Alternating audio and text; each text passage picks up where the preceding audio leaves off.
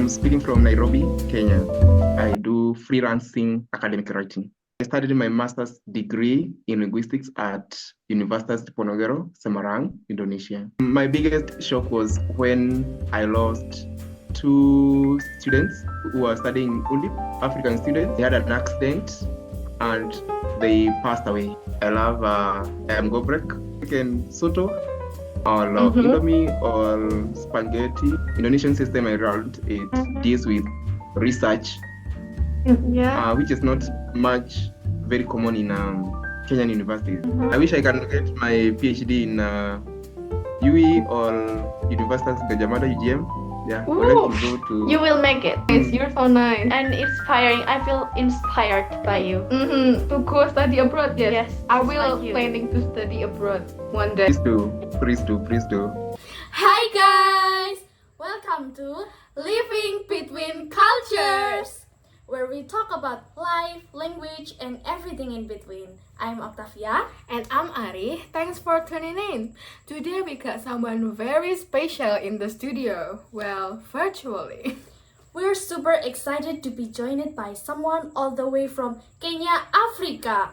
He's a writer, a language lover, a literature guy, and a former master's student right here in Indonesia. So, let's give a warm welcome to John Maina Wahome. All right. And today we will be talking about his journey through different cultures, his education, and all the fun experiences in between. So, before we dive into the deeper stuff, let's get to know John a little better. So, John, where are you speaking from right now? Okay, I'm speaking from Nairobi, Kenya. And by the way, what are you up to this day? Are you working or doing Okay. something? Yeah, I have something going on with my life. I do freelancing academic writing. That's so interesting. Yeah. And we heard that you studied your master's in linguistics right here in Semarang, Indonesia. Is that right? Yeah, that's correct. Where did you study your Master. master's degree in linguistics? I studied my master's degree in linguistics at Universitas Diponegoro, Semarang, Indonesia. That's so cool. It's my dream college, actually. Yes. Me too, if you wondering. I'm not accepted at that campus. I got like second choice Yes. in here in So UNES. If you we know, end up in UNES. if you hear Yeah, like I have been. You know I have UNES? been to UNES. We are neighbors. yeah, we neighbors. Yes, exactly. I know Yeah. Semarang very well. All right, now that we know where Joe's coming from, let's talk about what it was like when he first stepped into Indonesia. Okay, you came to Indonesia for your master's degree. What was your first impression? My first impression was hospitality. People who are hospitable, welcoming, and I think that is the first impression I got before I learned other things later on. The people is really friendly, right? Yeah, quite friendly. I'm glad, you know. What about your biggest culture shock? Maybe the traffic and the sea of motorbikes? My biggest shock was when I lost two students who were studying Undip, African students. Yes. They had an accident and they passed away. Yeah. Oh my God, I'm so sorry. I'm so sorry. Anyway, Did you use public transportation while you were here? Almost all the time. almost all the time, like what? Yeah, I Gojek? used to use Trans Semarang and It's most so of the cheaper, time. right? Yeah, very cheap. Have you ever used Gojek or Angkot? Gojek? Yes, I have used. Yeah, I've used Gojek. I have used Maxim most of the time. Oh, that's Yep. nice. That's so nice. Like, have you ever tried riding motorbikes in here? Yeah, I had one. You're literally Indonesian. So, what's one thing you absolutely loved about Indonesia and couldn't get enough of? The things I love about Indonesia. First of all, I talked about the people are hospitable. There is hospitality, and then two, I love Gobrek a lot. Wow. I still miss Gobrek and Soto. Soto? Yeah. How about the Yeah. sambal? Do you know sambal? Sambal. The food that put in the geprek, that hot. I've tasted so many types of food, but I may not remember the actual names of the Oh, foods. That's the yeah. problem. It's okay. But what do you think about sambal? It's not too too hot for you? No, in fact, I cannot eat my food without like 3 peppers. I It's thought hot. African is not like Spicy, sambal you know. spicy. Yes. And how does Indonesian food compare to food back home in Kenya, your hometown? It's light. I can say like Indonesian's food is light because mostly they take rice or indomie or spaghetti. But in Kenya, the African food is very heavy. Like when you come back home, you have some stomach upsets if you're used to Indonesian food, like because it's light food. In Kenya, you have ugali. It's called ugali.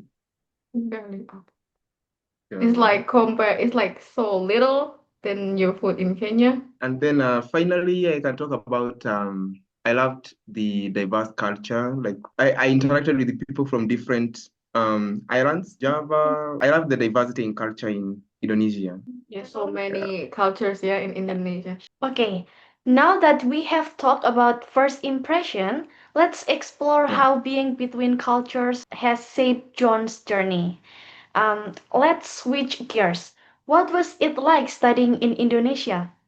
It was so fulfilling. I can say it was so fulfilling because I met different lecturers and different students from different nationalities. Yeah. That was one of the most nice things I can say about Indonesia. And then the education system, because mostly Indonesian system around it deals with research, Yeah. which is not much very common in Kenyan universities. So at least I grasped something about research. Yeah. Okay. And what keeps you motivated in your day-to-day life while in Indonesia? I used to go for hiking. Sometimes I can say hiking, or I've visited some places. Yeah. Wow, we are so jealous. Like our locals, like we never get No. tens of that. Like Do your masters there. no, we are still in bachelor. We're little. We're your junior. Okay. Yeah, I bet living in Indonesia give you a whole a perspective. And how did it change the way you see your own culture? I guess when you come to Africa, Africans mostly they are, do I use the word rough? Rough. It's not the same way like Indonesians. Indonesians mostly they are cool. I can say they are cool. Even if you offend him, he cannot like, if you offend an African, it's totally something different, like the way if you compare with an Indonesian. That is one of the things about the reaction. And then I learned something about the rituals, about something to do with the dead. I don't know how they I learned about culture, like they exhume the body and then they something like that. Which is Okay, next question anyway. As someone who experienced both countries, what's one thing Indonesians should know about Kenya? Kenyans are welcoming. They are welcoming people. And we also have some universities you can try and come and try to study back in Kenya. Yeah. You can study in a very good university like Nairobi University. So it's the best university. Kenya is the only country that has a game park within the capital city. So if you come to Nairobi, you can still go to the park and then you're still in the city. Yeah, you don't have to move a lot. Oh, like it's close, yeah, in your city. Yeah. Okay. Now I'm curious. Let's talk about daily routines and how Indonesia still show up in his life back to Kenya. Now that you are back in Kenya, what's a typical day like for you? Do you still carry some Indonesian habits? Yeah, I do carry some Indonesian habit because when I came from Kenya, I used not to take a lot of sugar. But when I came to Indonesia, the iced tea has a lot of sugar. So sometimes I find myself sugar, which I used not to take. Sugar rush, yeah. You need sugar craving. Yeah, and then I increased the taking of pepper. You know pepper, right? Very hot food, like other people cannot even take that food. So they just like separate my food when I'm eating. Yeah, I think those are some of the Indonesians have some. Okay. How do you think your education in Indonesia helped shape who you are now? I can say like today I pay my bills because of the masters I got from Undip, because I told you mostly I do academic writing, like research papers, helping students with thesis and proposals. So if you have clients, you can even tell me. Yeah. So that is what pays my bill. So that is one thing I can say like I benefited from Undip. I wish I can get my PhD in UE or Universitas Gajah Mada UGM. Yeah, I would like to go to. You will make it. You will make it. Good luck. Good luck with that. Okay, next question. Let's talk a bit about everyday life. What do you think of transportation in Indonesia versus in Kenya? Public transport is cheap. Mhm. Like fuel is cheap in Indonesia, so that makes many people have like several bikes or their own means of transport. Kenyans bikes are not many. Like Indonesia, they use mostly scooters. I can say scooters. Yeah. In Kenya, we have because of the hills, we have the manual bike. Yeah. Like the So gears, here, the bike with the gears, yeah? so in Indonesia, it's a bit cheap compared to Kenya, and it's quite relative, and I like it there. Really? What about prices? Is life in Indonesia cheaper or more expensive? Cheaper, quite cheaper. You cannot eat chicken in Nairobi. It's very expensive. Full chicken you can get like $10, $8 to $10. Whoa, Full chicken. okay. If you want to take someone out, they plan Uh-huh. chicken because they think chicken It's is the expensive. most What about the place you but stay? Is it expensive or no? expensive because I'm in the capital city. Well, you in Indonesia, do you stay in the dorm I used to live in a university hostel. I did not live or outside. hostel? How about the price? Do you think it's expensive or like cheap? Very cheap. How about the facilities that you got? I don't want to lie, they were poor. They were very poor. Like, okay, I don't want to put my university in bad image, but I asked someone where I was staying, and then they told me they moved the students out and they are renovating the place after we left. So I think they are the new students who will occupy those hostels. Oh. And they'll get new dormitories because I think they were so much used, even the paint. But now I think they are in very good condition, and now I heard they will hike the price because they renovated the houses. Oh, you don't pay any bills for the house. You Oh, do. did?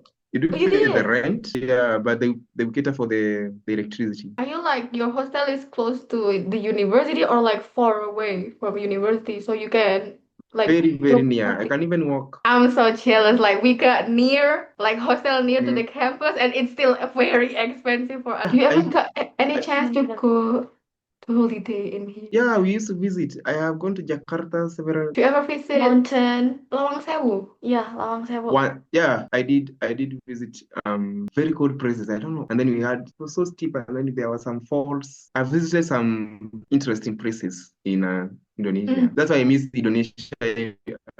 I want to come back anyway. Yeah, you should come back here. Before we warm up, we'd love to hear some wisdom from John, especially for our friends who dream of studying abroad someday. If you could give us one piece of advice to someone thinking about studying abroad, what would it be? Your mind should be flexible because what you left in your country and what you meet there is totally different, right? Can you see, like when you are in a new place, for example, if you come to Kenya, people here are black, most of people are black, but now you are very light. So you have like you attract so much attention. And some people don't like that so much attention, So you have to be flexible. You don't get angry very fast. If somebody asks you something concerning your country, you don't have to take it personal. So at least you should be flexible. Flexible. Yeah. Okay. Noted. What a great chat. Thank you, John, for your time. I'm also very happy to interact with you. You're also aspiring to be scholars, very great scholars in future. And I wish you all the best in your studies. I wish you all the best in your undergraduate studies. And I wish when you finish the undergraduate studies, you can proceed for the master's and the PhD. Yep.